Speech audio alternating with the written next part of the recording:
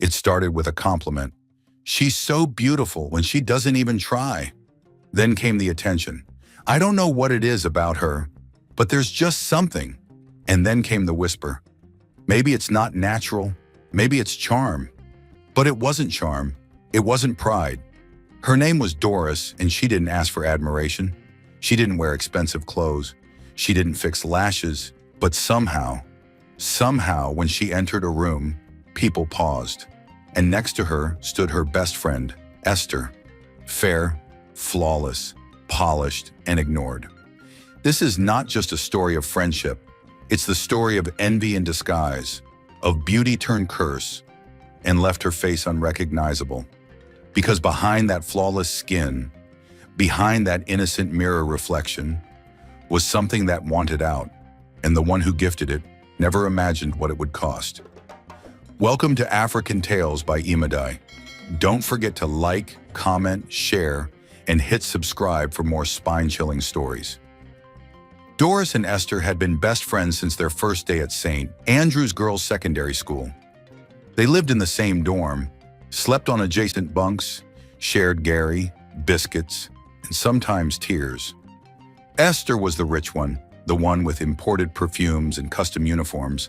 Her cream always smelled like roses. Her skin glowed like afternoon sun on polished tiles. Fair-skinned, busty, and always looking like she stepped out of a boutique. She believed in beauty, and she believed she had it. Until people started looking at Doris. One Monday morning, Esther was done dressing first. She wore a short, fitted, dark green gown with pleats, gold accessories, and her signature clear lip gloss. She looked expensive. "Doris, hurry now," she said, adjusting her hair. Doris smiled, pulling her socks up and buttoning her plain white shirt. Her uniform wasn't tailored. Her shoes weren't new. But when they walked out of the room, it happened again. The gate man greeted only Doris. "Ah, fine girl. You're always making me smile every morning I see you." The cook gave her an extra piece of fried yam. The senior prefect winked. And as they walked past the assembly ground, someone whispered, "That's the one they call Sunshine." Esther heard it. Her throat tightened, but she smiled. Over the next few weeks, the pattern continued. Doris didn't change. She still wore her natural hair in neat cornrows, still used Vaseline instead of setting spray, still laughed like nothing in the world could touch her. But Esther began to notice the way people looked at her friend. Boys from the neighboring boys' school waited outside her class. A junior student once knelt down and tied her shoelace. Teachers asked her to lead prayers and presentations. Esther tried to ignore it, tried to act like it didn't matter. But one day in chapel, the chaplain asked, "Who among us radiates inner beauty?" Without hesitation, 4 girls shouted, "Doris!" Even the chaplain chuckled. Esther's face burned. That night, she lay on her bunk, staring at the ceiling fan as it rotated slowly. "She doesn't even wear powder," she muttered. "She doesn't even try." Then came the day of the inter-school quiz competition. Both girls were chosen to represent their school. Doris for literature, Esther for current affairs. Doris wore a simple gown with flat slippers. Esther came in heels with a full face of foundation and a high bun wrapped in a silk scarf. When they entered the hall, a judge leaned over to the principal and said, "That dark girl, she has presence like royalty." Esther heard it. When the competition ended and Doris won Best Presentation, the applause was thunderous. Esther didn't clap. She just smiled and hugged Doris. But inside, she wasn't hugging her friend. She was hugging her frustration. That week, Doris was called to the school office. An NGO had seen her perform at the competition. They wanted to feature her in a leadership spotlight. They wanted to sponsor her studies. They wanted her to travel. Esther smiled. She hugged her. "God is lifting you," she said. "Your star is too bright," she added. But the moment Doris left the office, Esther didn't go back to the hostel. She took a long walk, through the back gate, through the bush path behind the kitchen block, to a street no one used anymore. She didn't know where she was going. She just walked until she arrived at a compound painted black with white chalk drawings on the walls. A rusty bell hung by the door. She rang it. A woman opened. She wore all black, her eyes lined with coal, and her fingers painted with herbs. She looked Esther over and said, "Who do you want to shine now?" Esther pulled out a picture. It was a selfie of her and Doris, both smiling, but only one was glowing. "I want her to be the one people run from," the woman smiled. "It will take one gift." "I know what to give her," Esther said. "Good, then let me give you what to put in it." She handed her a tiny black bottle and a whispered chant. Esther didn't return straight to the hostel after meeting the native woman. She stopped at the school's kiosk and bought a new makeup bag. Leather-bound, sleek, red zip. It looked expensive, like it belonged to someone who flew first class. She slipped the black bottle into it, along with freshly bought foundation, lip gloss, highlighter, and an enchanted compact powder the woman had prepared. Then she walked back to the hostel and waited. Not for a voice, not for guilt, just for the perfect time. And that time came 3 nights later. The evening after Doris was given another school award for Most Admired Personality. That night, Esther knocked gently on Doris's door. "I brought you something," she said. Doris looked up from her bed, surprised. "What's the occasion?" "You keep glowing, so I just wanted to celebrate you." She handed her the makeup bag. Doris held it like it was gold. "Esther, this is too much. You know I don't even wear makeup. You don't have to use it now, but when you do, I want you to think of me." And then she left. The makeup bag sat on Doris's locker for months. She didn't touch it, didn't unzip it. She even placed her Bible on top of it. At first, it was a kind gesture. She didn't want to offend Esther. But deep down, something about it made her nervous. There were days she thought she heard the zipper twitch. Days she dreamed of black powder and shadows brushing across her cheeks. Days she saw herself in the mirror. Not quite herself, but the dreams faded, and eventually so did the school term. After graduation, Esther and Doris both got admitted into the same university, Eastern Hill University, a prestigious campus nestled between modern plazas and ancient forests. Their hostel was off campus, 2 streets away from the school gate. They shared a room, again. But this time, life was different. They weren't little girls anymore. Their wardrobes changed. No more uniforms, no more flat shoes. It was now Ankara mini flares, fitted blouses, backless tops, round necks that hugged their chests, and high-waist skirts that curved over their hips. Doris embraced the change, but still stayed simple. She wore her cornrows tighter now, her curves more obvious, but her face still had no paint. And yet, she still stole the attention. At the faculty orientation, a guest lecturer came to speak. When he stepped off stage, he shook hands with a few girls, then paused at Doris. "You look like the daughter of a queen," he said. "Have you ever modeled before?" Esther was right beside her. At the hostel gate, security guards rushed to help Doris carry her bag. Not Esther's. At the cafeteria, a stranger paid for her food. At the fellowship, the lead pastor's son stopped to ask, "Sorry, are you a final year student? You carry yourself like a woman of vision." And one night at the hostel, Esther caught their neighbor, a stylish, dreadlocked 400-level boy, standing by the corridor, waiting. When Doris stepped out to buy airtime, he smiled. "I was just hoping I'd see you." Esther was inside, watching through the window, her hands curled into fists. Esther didn't say anything, not to Doris, not to herself. But at night, while Doris slept, she stared at the makeup bag. It still sat on the same shelf, untouched. "She doesn't even know what's inside," Esther muttered. "And yet people still see her." One evening, they were dressing for a cultural event on campus. They both wore brightly patterned Ankara mini flare skirts and matching tops. Doris tied hers off-shoulder. Her hips swayed naturally as she walked. Esther's dress sparkled. Sequins, glitter, body oil. Yet no one noticed.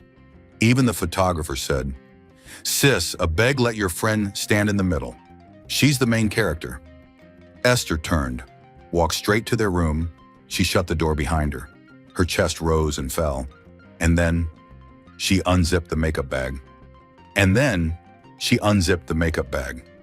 When Doris returned later that night, Esther was sitting on her bed. Babe, why don't you ever use the makeup I got you? Doris hesitated. I don't know. I'm not used to those things. But you're in university now. You can't keep being the same church girl. She smiled softly. Just once. Try it once tomorrow. Doris laughed. I'll think about it. No thinking. Just once. Esther picked up the powder compact and handed it to her. This one matches your skin perfectly. Doris took it. Okay, tomorrow. Esther turned off the light, but in the darkness she was wide awake, smiling. The next morning felt different. The sky was unusually gray. Even the sun seemed to be hiding behind something unseen. The air smelled like burnt wood, though nothing was burning. Doris woke up late. Her class was at 10 a.m. It was already 9:08. Esther stood at the mirror, applying her eyeliner with precision. Omo, time done go, Doris mumbled, dragging herself out of bed.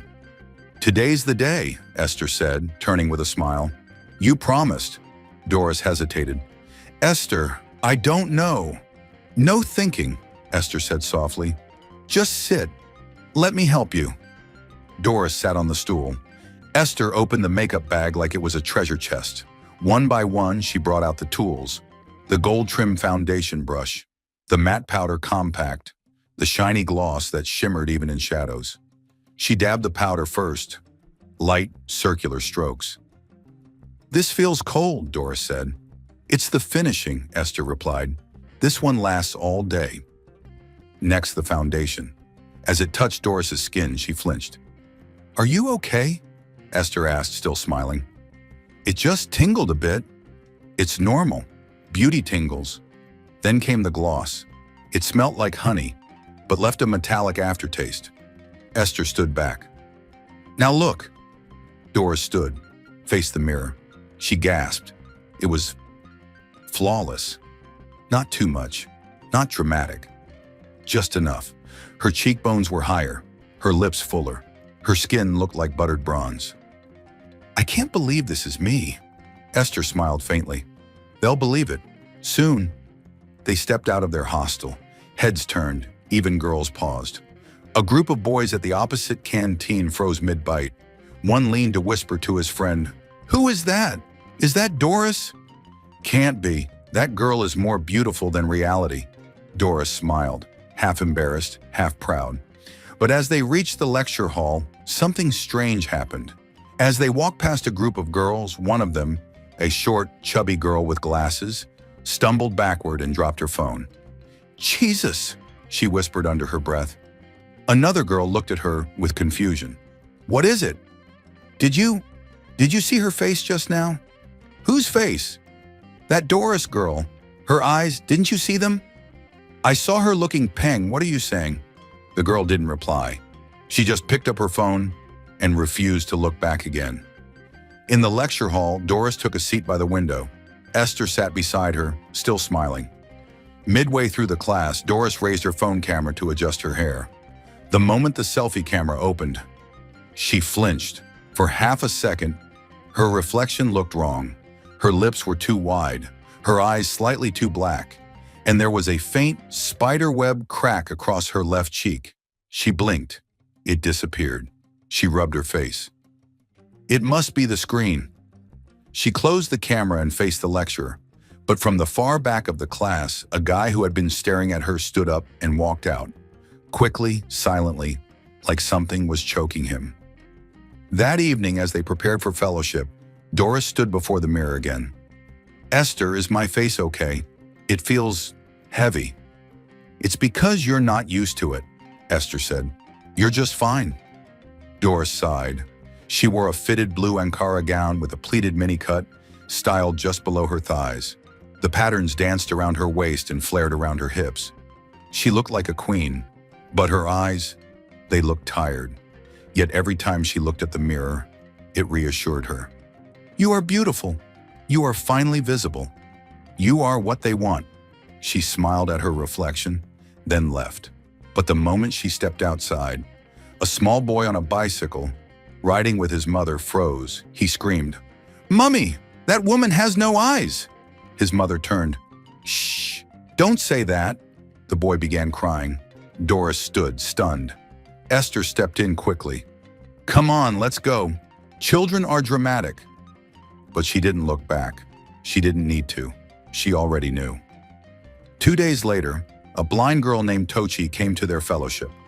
She was led in by a fellow sister and given a seat near the front. Doris was leading the praise and worship that day. She was radiant.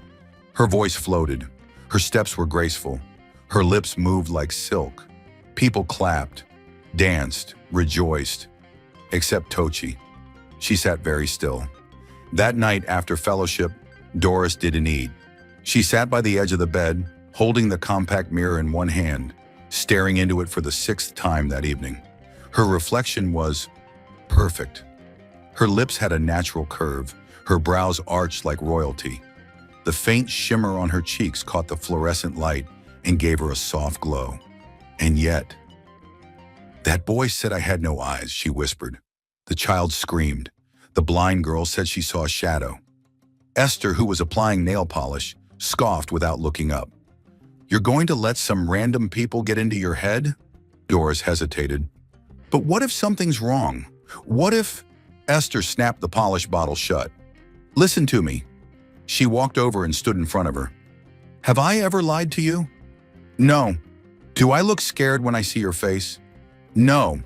Esther leaned in, touched her cheek gently. "Your mirror shows you who you are. It's people that are wicked and jealous. They know your beauty is threatening. They want to make you feel small." Doris nodded slowly, comforted. "You're right," Esther smiled. "Of course I am. Now, go put on your gloss. We're going for chicken and suya tonight." But the following week, things got worse.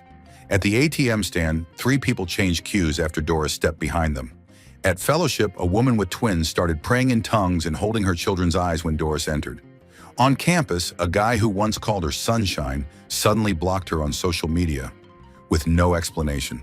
Still, every time she looked in the mirror, she was stunning. Esther's words rang in her head. "It's jealousy. You're too beautiful for them to handle." And Doris began to believe it. It was a Saturday morning. The sun was calm, the sky bright, the air peaceful. Doris woke up late and didn't feel like doing much. She brushed, showered. But as she reached for the makeup kit, something inside her paused. A gentle nudge.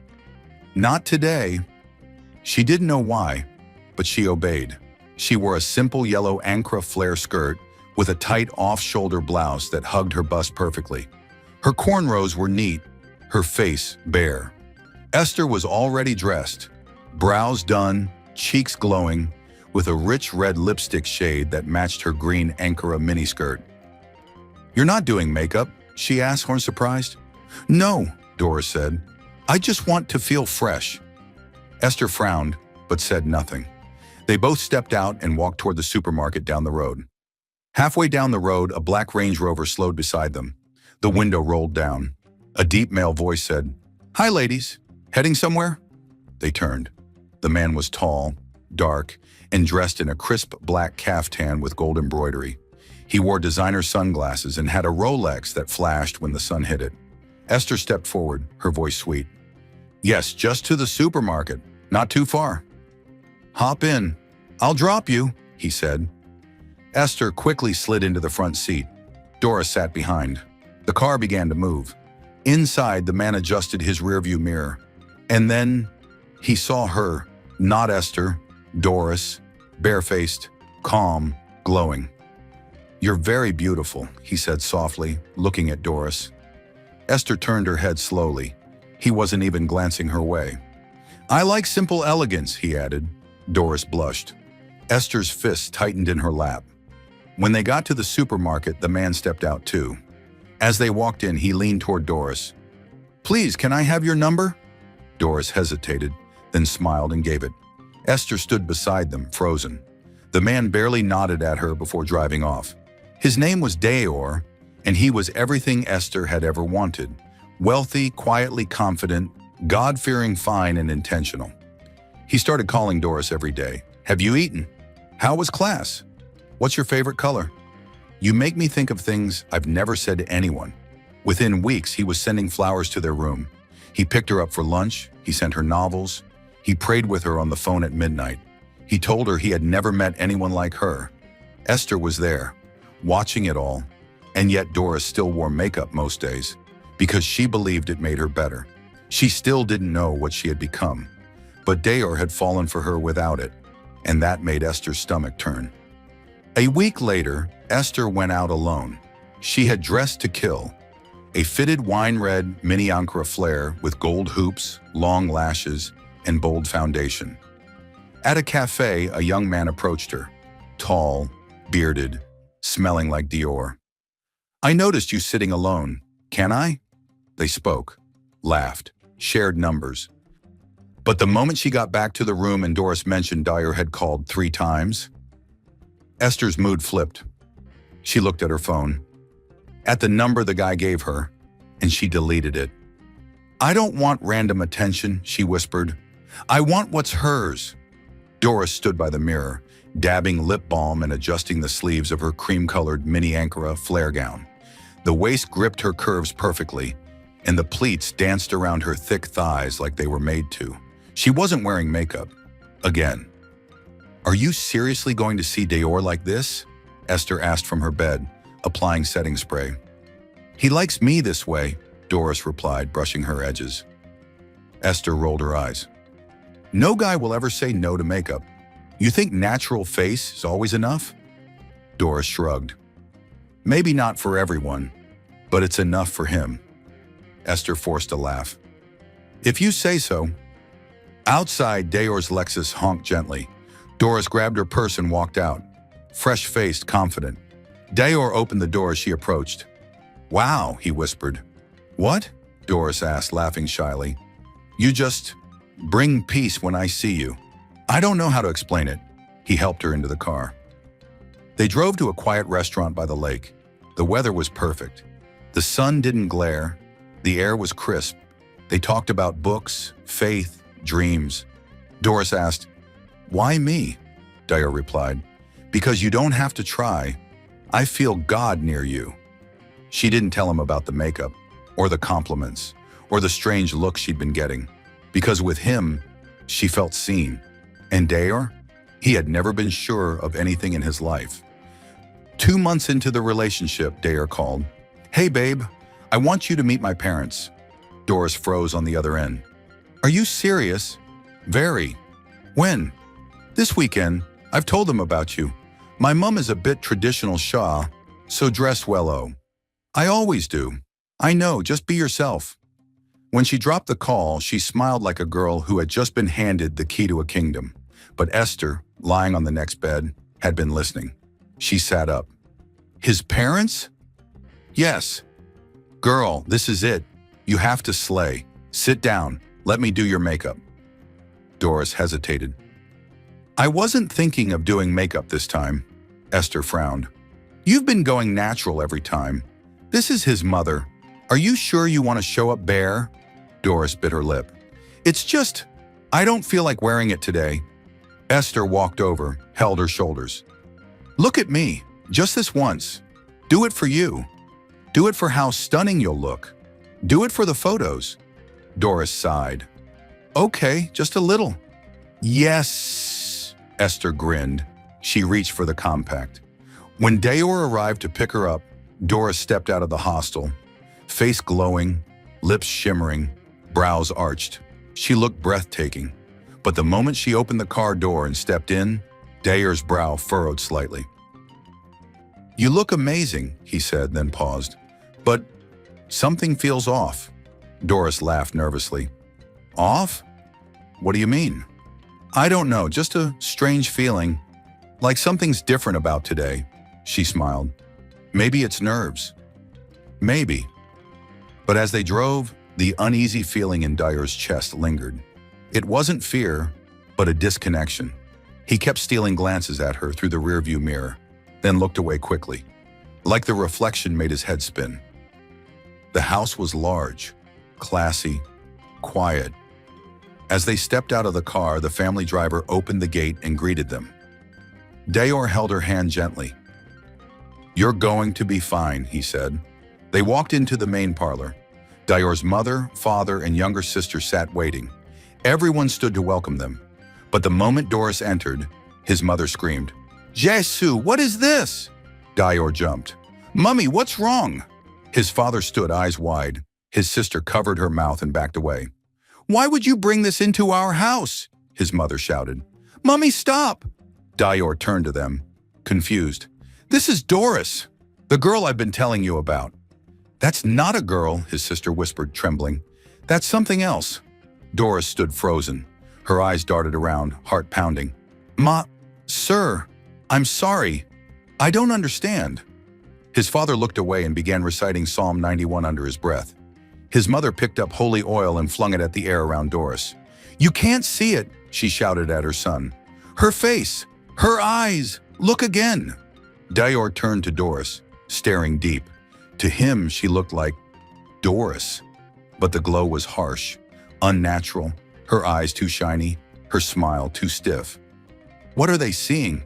he whispered, but Doris couldn't answer. She ran out of the house, tears breaking out in waves.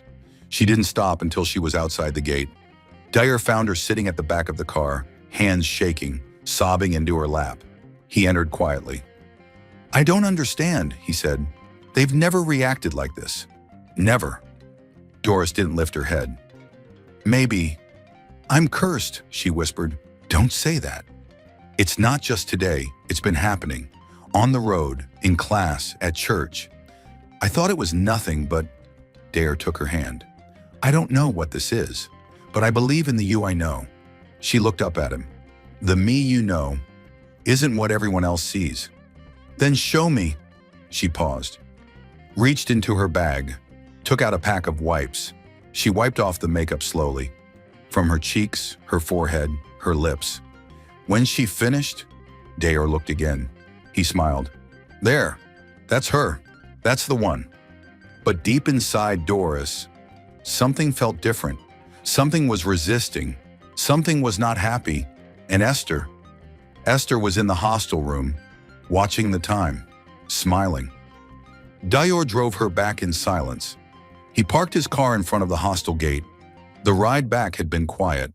Doris had cried the whole way, her fingers clutched tightly in her lap, the fresh shame burning like acid under her skin. When she stepped out, Esther was already standing by the hostel door, pretending to be on her phone. She rushed over immediately. "Babe, what happened? You're crying. What's going on?" Between hiccups, Doris poured it out. How Dior's family screamed when they saw her, how everyone ran from her like she was cursed. Esther wrapped her arms around her tightly, stroking her hair. "People are wicked. They just don't want to see you happy." "Maybe it's me," Doris sobbed. "Stop. You are the most beautiful soul I know. Forget them." Inside her heart, Esther smiled, because she knew. She knew Doris wasn't the problem. It was the makeup. It was the curse that sat like poison on her face, and it was working exactly as planned. A week later, Dior invited Doris to a private dinner at a new lounge in town. It was meant to be a healing date, something soft and reassuring. Esther saw it as an opportunity. As Doris dressed up, Esther pulled out the makeup bag from the top of the wardrobe. "At least look extra fine for him today," Esther urged, pressing the kit into her hands. "But I don't know." Doris hesitated. "Come on, no one is doing charm on you. You're overthinking. You're beautiful." Reluctantly, Doris agreed. She applied the powder lightly across her cheeks. Just a little. Just enough. When Dior arrived, she smiled brightly as she walked toward his car. He opened the door for her, paused, and his entire body jolted backward. "Jesus, what is that?" His eyes widened in horror. He staggered away from the car like he had seen a ghost. Without another word, he jumped into his car, slammed the door, and drove off. Tires screeching. Doris stood frozen, mouth open, heart breaking. Around her, a few bystanders stared. Some whispered. One child burst into tears. That night, Doris didn't sleep. She kept staring at her reflection. When she wiped her face clean with wet wipes and looked again, she looked normal, maybe even beautiful. Why is this happening?" she whispered into the darkness. She thought back to the past, the compliments, the stares, the love, and how they disappeared anytime she wore makeup. Could it be? Could it be the makeup? But no, Esther was her best friend, her own sister from another mother. She would never hurt me, Doris whispered, shutting her eyes tight against the suspicion growing in her chest. Meanwhile, Esther decided it was time to move in. She dressed in her tightest-fitted mini Ankara gown, deep red with gold chains around her neck. She called Dayor and pretended to be checking on him. He agreed to see her, but when she arrived at his gate, Dayor looked cold. She smiled her best smile. "You deserve better, Dayor. Someone who won't bring shame to you." She placed her hand gently on his shoulder, but Dayor shrugged it off. "I don't want anyone else." Esther's eyes widened. "Even after what you saw?" "I saw something strange, but it wasn't her." His voice cracked. "I don't know what's happening, but I love Doris, and I will find out." Esther left his house burning with shame and fury. At 6:30 a.m. the next morning, before the hostel stirred, Dayor knocked on Doris's window. She opened the curtain bleary-eyed and without makeup. And when he saw her, it was her, the real her. No darkness, no monster, just Doris. Pure, radiant, breathtaking. Dayor stood by the door, tears in his eyes. "I'm sorry, I didn't protect you. Something is wrong, and we'll fight it together." She opened the door. They sat side by side on her bed, hands locked, hearts heavy. "Maybe it's something I wore," Doris whispered. "Or something you were given," Dayor added quietly. He glanced at the top shelf where the makeup kit sat. He didn't know why, but a cold shiver ran down his back. "Could it be the makeup?" Doris shook her head, immediately defensive. "No! Esther gave it to me. She would never." Dayor said nothing, but the seed had been planted. That night, Dayor went home and fasted. He prayed until his voice grew hoarse. "God, show me what's wrong, please." And then he slept. In his dream, he was standing in the middle of a giant hall, all white, all empty. A small table stood in the center, and on the table sat the makeup kit. As he walked closer, the walls began to crack. Whispers filled the air, voices chanting in languages he couldn't understand. The makeup bag unzipped itself, and from it, a black mist rose, twisting, turning, forming the face of a woman with hollow, bleeding eyes. She stretched out her hand toward him. On her palm, words appeared. The gift was poisoned. He turned to run but found himself sinking, as if the floor had turned to quicksand. The whispers grew louder. The woman screamed, "Return it, or she will rot." Dayor woke with a violent gasp, eyes wide, heart racing. "Jesus!" He picked up his phone. 6:04 a.m. He got dressed, skipped breakfast, and went straight to Pastor Elijah's house. The pastor opened the door, concerned. "Brother Dayor, you look shaken." "Sir, I saw something. I need to talk to you, please." They sat down. Dayor explained everything. The love, the makeup, the moments of horror, the way she looked without it, the dream, the makeup kit, the whispers. Pastor Elijah listened silently, then nodded slowly. "You must take me to her, now." Doris had just woken up. She hadn't dressed, no makeup, nothing. Dayor called her. "Babe, I'm outside. Please open the door. I came with someone." She opened it. Pastor Elijah stepped in. He walked slowly to the middle of the room, stopped. His eyes locked on the makeup kit sitting on the dressing table. He didn't touch it. He only whispered. "This is not ordinary." He turned. "Where did this come from?" Doris stuttered. It was a gift from my friend, Esther." Esther, who was standing by the wardrobe, went pale. The pastor looked at her. "Did you give her this?" She nodded slowly. "Why?" Silence. He took one step closer. "Esther, I said, why?" Esther's hands began to tremble. Her lips quivered. Because she always stole the light. Everyone loved her. No one saw me. Even when I dressed, powdered, painted, no one looked. Tears welled in Doris' eyes. "You did this to me?" Esther collapsed on her knees, crying. "I didn't mean to. I just wanted her to stop being so admired." The pastor raised his hand. "We end this now. He opened his Bible, lifted oil, began to pray. The makeup kit began to tremble. The mirror cracked. The powder case popped open. The lipstick oozed like blood. Pastor Elijah anointed Doris. "Whatever entered her through this, I command you, out!" A sharp wind rushed through the room. Curtains blew. The wardrobe creaked. The makeup kit burst into flames. Esther screamed. The pastor shouted louder. "She is free!" The flames died. The room went still. Doris sat still, tears falling. But this time, they were tears of relief. 3 weeks later, Doris moved out of the hostel. She didn't speak to Esther again. Not in class, not on campus, not at church. She forgave her. But the friendship was dead. She focused on her studies, worshiped, smiled more. And Dior, he never left. They grew stronger, closer, deeper. Until one Sunday evening, Doris returned from class to find a room filled with lights. Her favorite worship song was playing gently. She turned and gasped. Dior stood there dressed in white, smiling, with his family behind him. "Doris," he said, voice trembling, "I saw you barefaced. I saw you cursed, and I saw you set free. I saw your scars, and I loved you still." He knelt. "Please, will you marry me?" Tears streamed down Doris' cheeks. She said the only word that mattered. Yes. Applause. Hugs. Tears. Laughter. Esther was not there, and never would be again. Not every gift is a blessing. Some gifts come wrapped in smiles but tied with jealousy. Some friendships carry hidden knives behind their hugs. In life, never be so blinded by trust that you ignore the quiet warnings in your spirit. And above all, beauty that truly shines doesn't come from powders or paints. It comes from a pure heart, and no mirror or monster can ever change that.